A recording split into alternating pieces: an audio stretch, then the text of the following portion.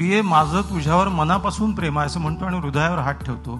जर हा प्रियकर माझ्यासारखा विज्ञानवादी दृष्टिकोनाचा असता तर मनाची जागा मेंदूत आहे, मग कपाळावर हात मारला असता. सर, याच नोटवर मुलमुली सरांना माझा प्रश्न आहे की हृदय आणि मेंदू यांचा परस्पर संबंध वेगवेगळ्या ठिकाणी आपण ऐकतो, वेगवेगळ्या ठिकाणी, वेगवेगळ्या वयामध्ये, वेगवेगळ्या स्टोरीमध्ये आपण ऐकत असतो.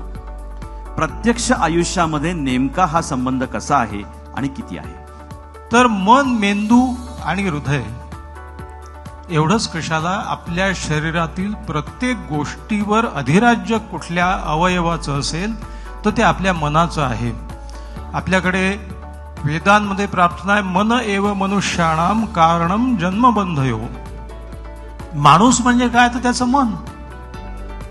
आपण म्हणतो माणूस हा रागीट आहे, हा गरीब आहे, हा कनवाळू आहे, हा शूर आहे, हा भित्र आहे, म्हणजे त्याच्या मनाविषयीच आपण बोलत असतो. मन आणि मेंदू आणि पर्यायाने शरीरातले सगळे महत्वाचे अवयव, त्याच्यामध्ये हृदय आलंच, याच्यावर सत्ता गाजवतो, याचं चलन वलन करतो. तो मेंदू या मेंदूवरही राज्य करतो. तो त्या मेंदूचीच निर्मिती असलेलं आपलं मन. मन आणि मेंदू याचा संबंध 2 मिनिटात मांडतो. सतार आणि संगीत याचा जो परस्पर संबंध आहे तो मन आणि मेंदूचा आहे. मेंदू हे जड आहे, मॅटर आहे, ते दिसते. मन हे अमूर्त आहे, ते दिसत नाही, परंतु electrochemical reaction of the brain is mind. माणसाच्या मेंदूची विद्युत रासायनिक अभिव्यक्ती म्हणजे त्याचं मन. म्हणजे मेंदू हा मनाचा निर्माता आहे.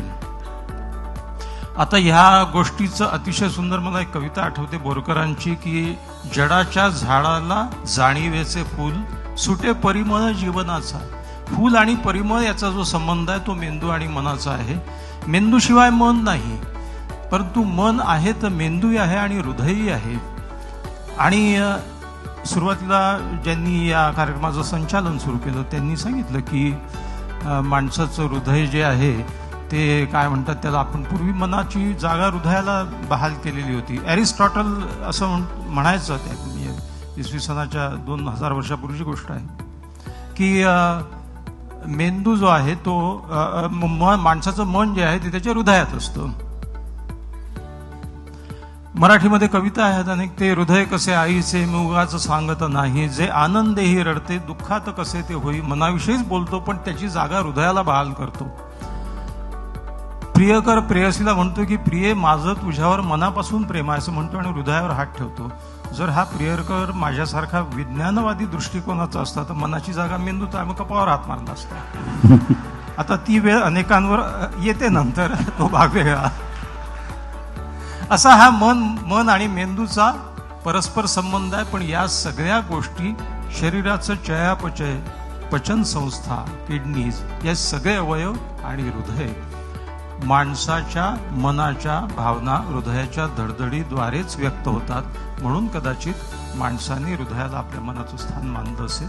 असा हा संबंध मन आणि मेंदू आणि हृदय यांचा आहे. क्या बात आहे. Thank you sir.